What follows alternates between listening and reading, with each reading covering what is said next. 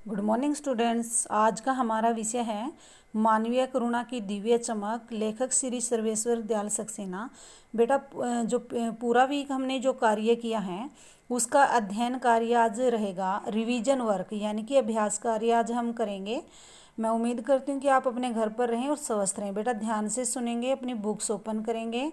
देखिए, मैं आज इसकी समरी बताती हूँ, यानी कि पूरा लेसन का क्या निष्कर्ष निकला उसको पढ़कर वो सुनेंगे। बेटा ध्यान से देखेंगे।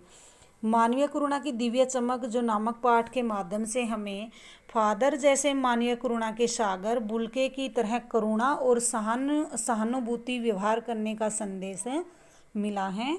वही हमें यह भी संदेश मिला है कि हमें अपनी मातृभूमि से असीम प्यार करना चाहिए। इसके अलावा हम भारतवासियों को विदेश में बसने का लोभ त्याग कर अपने देश की सेवा करनी चाहिए। हमें अपनी हिंदी भाषा और बाहर दोनों को ही भरपूर आदर करने का संदेश भी मिलता है।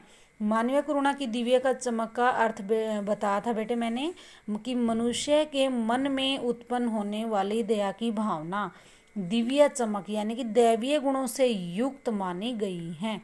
फादर बुल्के समस्त मानव जाति के प्रति करुणा की भावना रखते थे। फादर एक ईसाई सन्यासी थे, लेकिन वे आम सन्यासियों जैसे नहीं थे। वे भारत को अपना देश और अपने को भारतीय कहने वाले फादर बुल्के ने भारत को अपनी कर्मभूमि बताया। तो फादर कामिल बुल्के के हृदय में सदा दूसरों के प्रति प्रेम रहा। ईश्वर में उनकी अगाध श्रद्धा और आस्था थी। बीमारी के कारण उनकी मृत्यु से लेखक को गहरा शोक हुआ।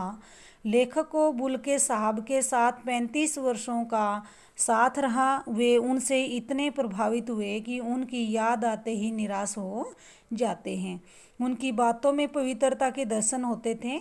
वे अपने समीप के लोगों से जीवन के हर अच्छे बुरे अवसर पर समान भाव से शामिल होते थे। उनकी आंखों में एक बड़े भाई की तरह स्नेह नजर आता था। निश्चय ही फादर कामिल बुल्के अध्ययनशील व्यक्ति थे।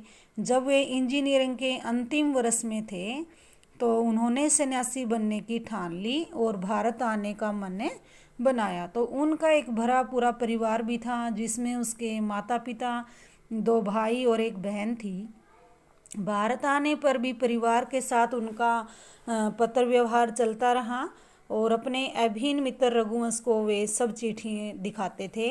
उनके पिता एक व्यवसायी थे। एक भाई उनका पादरी बन चुका था, दूसरा पिता के व्यवसाय में लग गया था। बहन बड़ी जिद्दी और अड़ियल स्वभाव वाली थी। माता के प्रति उनका बहुत ही गहरा स्नेह था।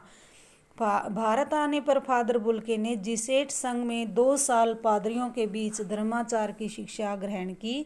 9-10 वर्ष तक दार्जिलिंग में पढ़ाई की। उन्होंने कलकत्ता से बीए की परीक्षा भी पास की। इलाहाबाद से एमए किया और राम कथा उत्पत्ति और विकास पर उन्होंने सन 1950 में इलाहाबाद से ही शोध प्रबंध पूरा किया। प्रीमल में उनके अध्याय पढ़े गए। फादर बुल्के ने मातरलिंग के प्रसिद्ध नाटक ब्लू बर्ड का नील पंछी के नाम से अनुवाद भी किया और उन्होंने बाइबल का भी हिंदी में रूपांतर किया। 47 वर्षों तक भारत में रहे और 73 वर्ष की आयु तक जीवित रहे। फादर बुल्के संकल्प से सन्यासी थे। वे सबके साथ रिश्ता बना लेते थे। जिसके साथ उसके पारिवारिक संबंध बन गए वो जीवन भर भली भांति निभाते थे। और हिंदी भाषा को राष्ट्रभाषा का दर्जा दिलाना चाहते थे और उन्होंने इनके लिए अथक प्रयास किया। और हिंदी बोलने वालों के लिए हिंदी की अपेक्षा करने पर उन्होंने बहुत अधिक आघात हुआ, यानी कि बहुत अधिक दुख हुआ। दूसरों के घर परिवार की कुशलता पूछना तो मानो उनका स्वभाव था।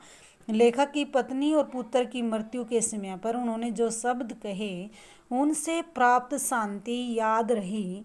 फादर बुल्के दिल्ली में आते जाते थे और लेखक से बिना मिले नहीं जाते थे और वो दिल्ली में रहते हुए बीमार पड़ गए। 18 अगस्त 1982 की सुबह उन्होंने दम तोड़ दिया।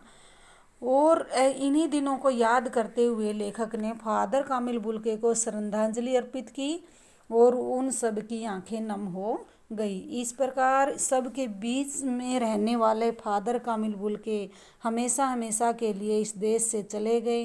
फादर कामिल बुल्के छायादार, फलदार, सुगंध से भरा, सबसे अलग, सबका होकर और सबके साथ मानवीय करुणा की दिव्य की चमक में लहराता हुआ हमारे साथ हमेशा हमारे दिल में बना रहेगा।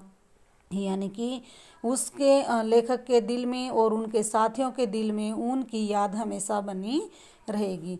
तो बेटा इन पंक्तियों से हमें क्या शिक्षा मिली है कि हमें भी अपने देश के प्रति या अपनी मातृभूमि से असीम प्यार होना चाहिए और हमें कभी भी अपने हिंदी भाषा और भारत से कभी भी इनकी उपेक्षा नहीं करनी चाहिए। हमें अपनी हिंदी भाषा और भारत का भरपूर आदर करने का संदेश मिलता है और हमारे मन में फादर कामिल बुल्के की तरह करुणा की भावना होनी चाहिए, सभी के साथ सम्मान व्यवहार करना चाहिए और अपने देश के साथ, अपने देश के यानी अपने देश के देशवासियों के साथ, सबके साथ करुणा की भावना रखनी चाहिए और अपने समाज में योगदान देना चाहिए। तो हमें फादर कामिल बुल्के की तरह मन से सन्यासी न होकर दृढ़ रूप से सन्यासी होने की भावना होनी चाहिए। यानी कि हमें अपने कार्य को मन और यानी कि कर्म और दृढ़ संकल्प से करना चाहिए।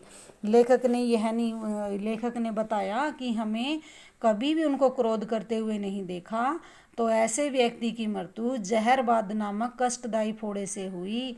फादर जैसे महान पुरुष की ऐसी मृत्यु के बारे में जानकर लेखक आहत हो गया। आहत होना यानी कि दुखी हो गया। धन्यवाद बेटा।